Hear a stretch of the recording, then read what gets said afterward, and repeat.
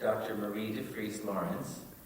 Marie is a native of Newark and Eileen's sibling, so I think that's really cool that we have very smart sisters up here. A professor of science education at Rhode Island College. She earned her PhD at Lesley University and a certificate in working with tribal nations from UCLA Law School. Marie serves as an executive board co-chair of the Nantikoke Indian Memorial Museum in Rhode Island, and we're very excited to welcome her. Let's give her a round of applause.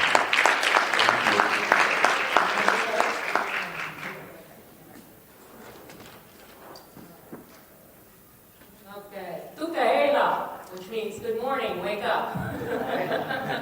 So we start with a little Algonquin in the morning when I have my 8 o'clock classes. Thank you all for having me and hosting me, giving me this opportunity to share a little bit of a very little amount of knowledge that I have regarding Native American affairs. Like many things, everything is dynamic, which means that it's changing constantly. Nothing is stable or steady, and I say that both as a scientist as well as somebody engaged in the industry of human interaction, which makes me, I guess, an educator. So, without further ado, one of the reasons for doing this is that during the Newark for those of you who don't know, this is the 350th anniversary of the founding of what is referred to as Newark, New Jersey. So that meant that people were engaged in looking back at the history of Newark, thinking about the present circumstance of Newark, and thinking about Newark in the future. So how do we realize our dreams and move forward?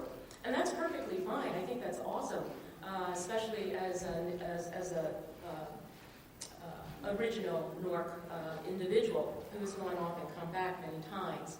So one of the things that became apparent, however, was that we needed to have some sort of voice for the original inhabitants of Lenape, which is what Newark was originally called, along with much of Turtle Island. And so I'm a proud member of the Ramapough Lenape Nation, which is a tribe here in northern New Jersey, residing not too far from our ancestral lands on which I stand at this time. And so one of the topics we thought that would be interesting for you all, and we hope you find it interesting, is looking at the imaging of the Indian. So when people say Native American Indian, you know, what do you conceive? So Northeasterners, whenever I do this as an educator, and I say, draw me a picture of a tree, they give me the cloud tree, right, which represents a deciduous tree. I get very different drawings in Hawaii. So as we hear language, we convert text to visual imagery and vice versa. So we use visualization to create our knowledge, to communicate our knowledge, and to further our knowledge. So the imaging of the Indian is important. We're an important part of the American dynamic. Native Americans are not just a part of the history, the past history of the United States, and certainly of New Jersey, but also the current history and the future history. So I hope to be able to address some of those things. So I have a slide that I probably should have started with, that I can't get to apparently, because it's not moving forward. Hold on a second. Will this let me, maybe down here, no? Ah, here we go. So today's goals in brief. An examination of racist rhetorical strategies. That's important. Race is really part of the American identity. It's something that came to Turtle Island with the colonials, the visitors, as we sometimes refer to them amongst ourselves as Native people. So we want to have some common vocabulary. So Native American Indian, First Nations people, indigenous people, all of these terms are used, Aboriginal, and they're used interchangeably. And so I'll use them interchangeably as well. But those are terms of ethnicity, and ethnicity speaks to culture. So the American dynamic is a very apartheid one, color versus culture. And so we want to talk about culture within the dynamic of color driving social discourse and economic development in the United States. So second, we want to be wary then of trusting literature. Right? You're all students, you know that your professors expect you to check your resources, yes? Yeah. Because anybody can write anything and publish it, and so you want to make sure that you're working with authentic resources. And that's important. So as you're reading text, whether it's current text, historical text, or writing for yourself, you really want to be sure that you're relying on authentic, reliable authority. And this is where I diverge from formal academia training. Our stories are true. That's an important statement to make. We believe in the stories that we tell. They are the oral tradition. And we keep each other's traditions. So, for example, there is a potato called the paru. It is a potato that is grown in New Zealand, but it comes from Andes in South America. And so the indigenous people of South America, they keep the stories alive of New Zealand indigenous people, and the New Zealand indigenous people keep the stories alive for the South American indigenous people. Our stories are true stories. They sound like fantasy, but they are not. We actually do maintain a record of our history, the stories that we relate. So it's important to listen carefully with new ears, right? Having listening ears is a term that I use with Native children. You must have listening ears. Learn to be a good listener. So in academia, sometimes if it's not written, it's not real, but I challenge that, right? Because somebody had to have an experience or observe something or think of something or conceive something for it to exist in text to begin with, all right? And then third, the literature, the writings, the visual and performing arts, they are all expression of identity, but also they are expression of how identity is imposed on others. And we know that. We know that from blackface minstrel shows and other types of things. So we're going to touch on a little bit of all of that, believe it or not, in the next 40 minutes. It'll be amazing, but not before a quiz. So I have a quiz for you. And your instructions are simply to raise your hand only if the statement is true. Has everybody got that? Yes? I didn't hear you. Yes. Okay, all right, so be respectful. Dudea, wake up. Speak to me. Speak to me. Okay, all right. True or false?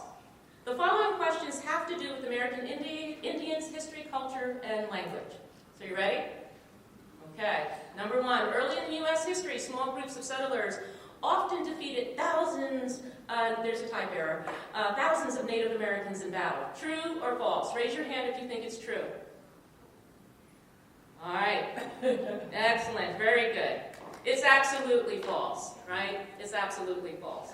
So I'm going to move on to the next one. Number two, is it normally best to speak of Native Americans in the past tense because they lived a long time ago?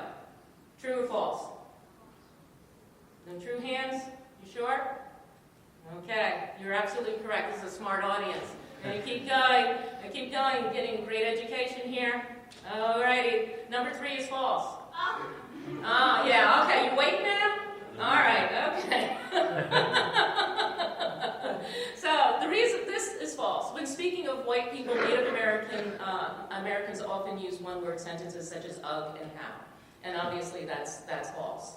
But if anybody has read Indian in the Cupboard, which was written by a UK author, you can see the romanticization and the racialization of Native Americans in that text, which is why many Native Americans, including Naomi Caldwell, requested that that book be banned from youth literature in the reading list of schools in the United States. And she paid a pretty price for that. Number four, Native Americans have a philosophy of respect for every form of life and for living in harmony with nature. True or false? True. True. Okay, let's see if you're right. Yes, absolutely. Excellent. PhDs are getting it right. It's good when the PhDs get it right. Okay. Instead of voting in elections for the next U.S. president, Native Americans choose their own leader. True or false? I see a lot of abstentions out there. I'm looking at 3 abstaining people right over here. Yeah. Okay. Somebody had their hand up in the back. They did? Well, that's too bad. Because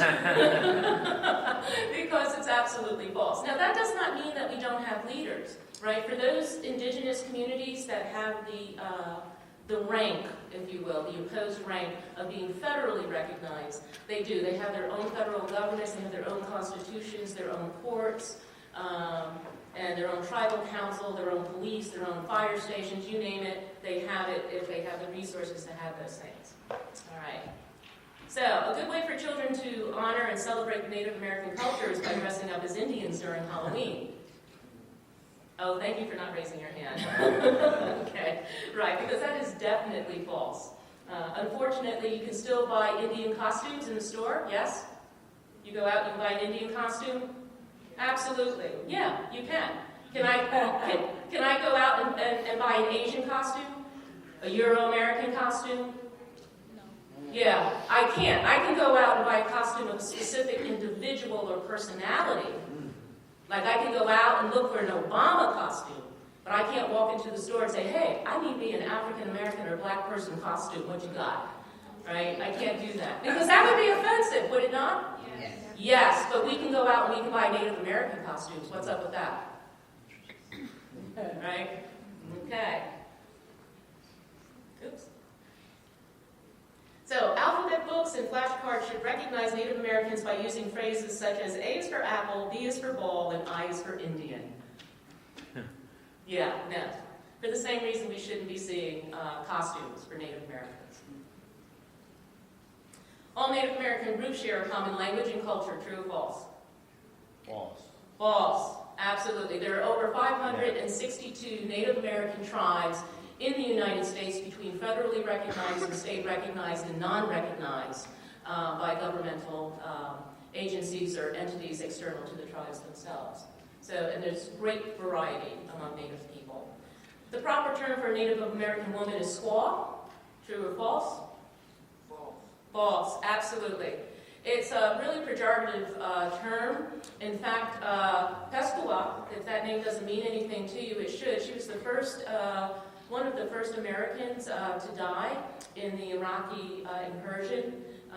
And she's from a Native American from Arizona. And they just, we went to high school in Arizona. We lived in Arizona for a while. And one of the mountains out there is called Squaw Peak. And after her death, there was a big push by colleagues of mine to have that peak renamed Pescua Peak. And so they've now renamed it. This was a few years ago, from Squaw Peak to Pescua Peak. So being vigilant and politically active is part of the DNA of many Native people. Okay, it is okay to use the term Indian giver because it is a widely used expression. False, absolutely. So a lot of these things exist in our mainstream culture, right? I will hear my daughter and I, we go out at Halloween. Unfortunately, she's not here. She goes to school overseas. But I will probably do it on my own because I'm an old woman and I get privileges that elders usually should be getting. And I will go into the store, like the party store, and I will look for all the Native American costumes and pull them off the shelf and hide them on different shelves in the store. So people can't find them. Yeah, that's what I do. That's what I do. Little steps. And it's something I'll probably remember as I become more elderly. I'll be able to share. So as you can see from these images, or maybe not, you can see that there's a lot of nativism, a lot of native symbology and imagery and language that's out there in the mainstream, which is amazing to me, right? Because so much of the Americas has maintained the indigenous place names. Not all of them have been changed. Like Nebraska, it actually means to stand tall in the grass, right? But because now it's the name of a state, the name of a battleship, nobody can call their child that anymore.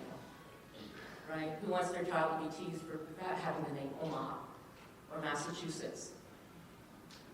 So, so the appropriation goes beyond imagery and actually imposes itself on many of the other aspects of indigeneity and indigenous identity. And as you can see from the images up here, we have sports teams, the Braves, the Indians, the Washington Redskins. I spent a lot of time with the initial attorneys who were fighting that battle to have the Redskins change their name. And you can see, for those of you who are Cleveland Indian fans, Chief Wahoo.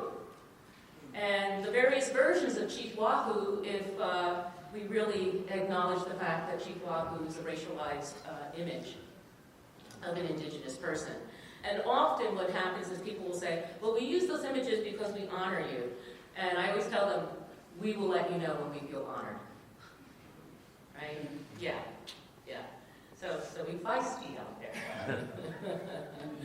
So photography has been used quite a bit in the imaging of the Indian. And this is pretty much how most people acquired the image of the Indian, especially in the last century in this. So one of the things that I studied and other Native people that I work with have studied, especially as educational historians, are the boarding schools. The boarding schools